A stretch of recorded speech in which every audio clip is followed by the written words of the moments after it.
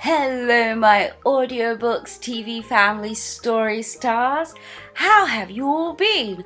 I'm sorry it's been a little while, but I've got an exciting story for you today. Today's story is Timmy Tiptoes by Beatrix Potter. Can you stand on your tippy toes? Try for me right now. Go on, stand up and stand on your tippy toes. Well done. Now sit down, listen carefully. The story is coming up after this. La la la la la la la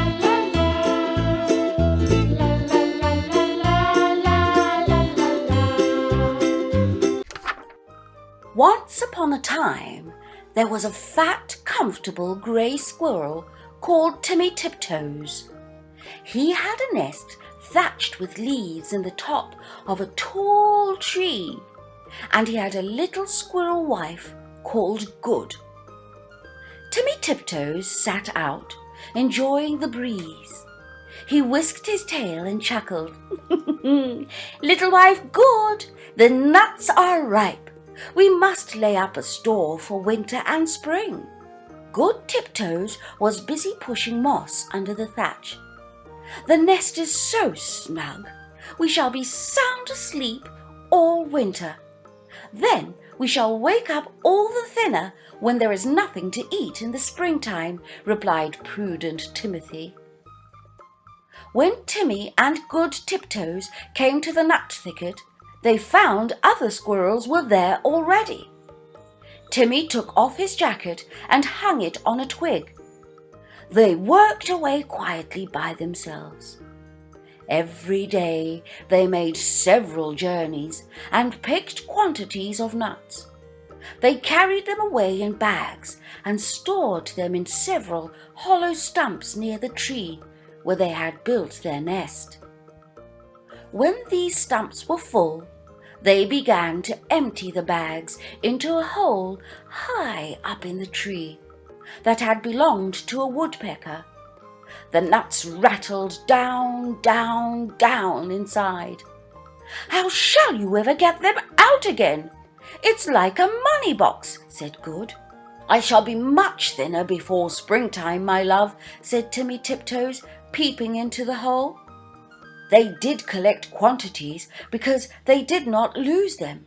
Squirrels who bury their nuts in the ground lose more than half because they cannot remember the place. The most forgetful squirrel in the wood was called Silvertail. He began to dig and he could not remember. And then he dug again and found some nuts that did not belong to him. And then there was a fight, and other squirrels began to dig.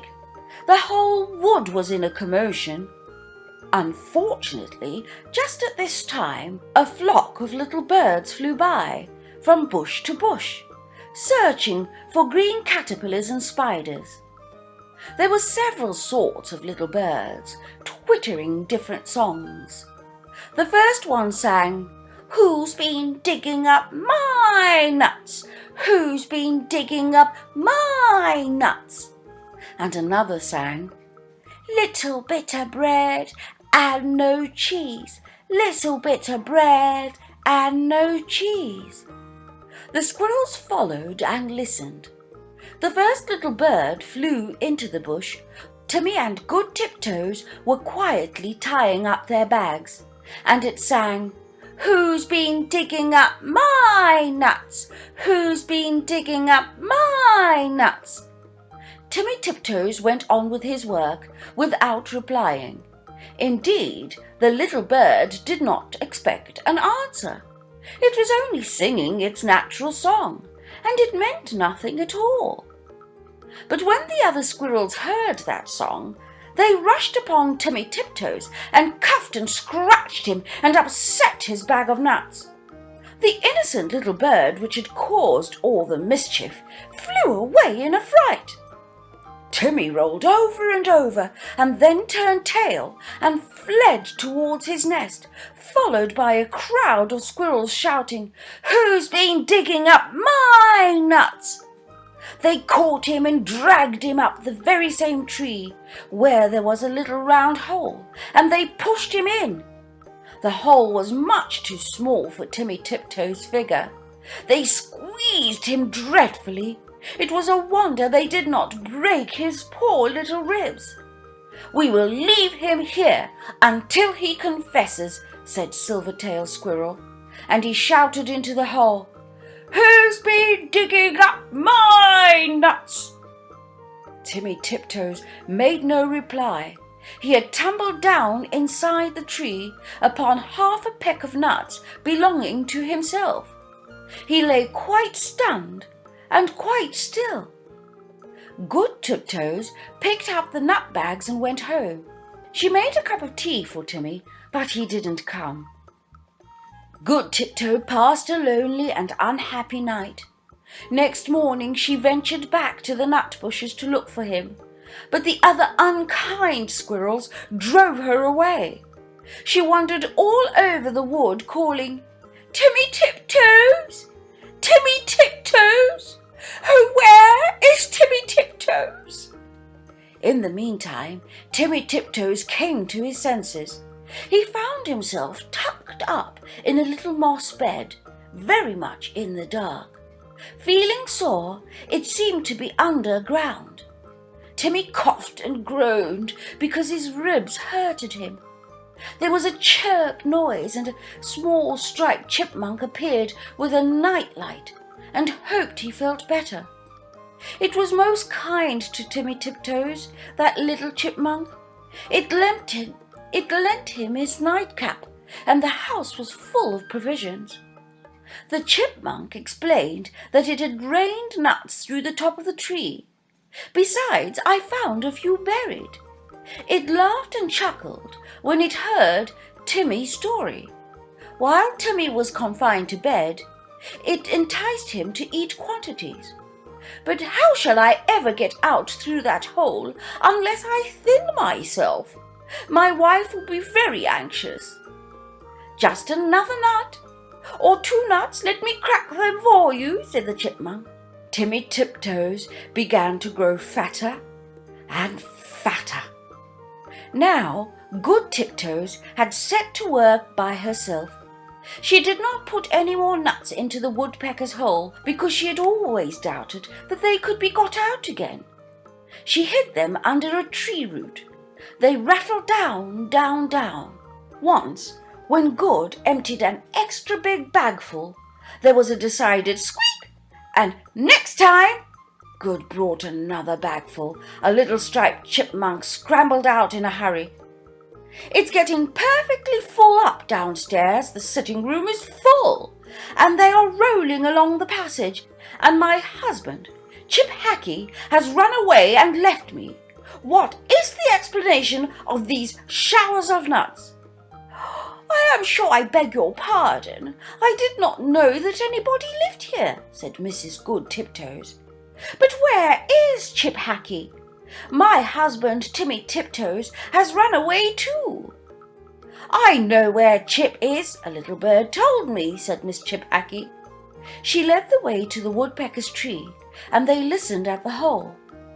Down below there was a noise of nutcrackers, and a fat squirrel voice and a thin squirrel voice were singing together. "My little old man and I fell out. How shall we bring this matter about? Bring it about as well as you can, and get you gone, you little old man." "You could squeeze in through that little round hole," said Good Tiptoes. "Yes, I could," said the chipmunk, "but my husband, Chip Hackey, bites." Down below there was a noise of cracking nuts and nibbling, and then the fat squirrel voice and the thin squirrel voice sang, "For the diddle-da, da-diddle-dum-dee, da-diddle-diddle-dum-da." Then Good peered in the hole and called out, "Timmy Tiptoes! Oh, fie! Timmy Tiptoes!" And Tim replied, "Is that you, Good Tiptoes?" "Why, certainly." He came up and kissed Good through the hole, but he was so fat that he could not get out. Chip Hackey was not too fat, but he did not want to come. he stayed down below and chuckled. And so it went on for a fortnight, till a big wind blew off the top of the tree and opened up the hole and let in the rain. Then Timmy Tiptoes came out and went home with an umbrella. But Chip Hackee continued to camp out for another week in the hole, although it was uncomfortable. At last, a large bear came walking through the wood. Perhaps he was also looking for nuts. He seemed to be sniffing around. Chip Hackee, he then went home in a hurry. And when Chip Hackee got home, he found that he had caught a cold in his head, and he was more uncomfortable still. And now Timmy and good Tiptoes keep their nut store fastened up with a little padlock.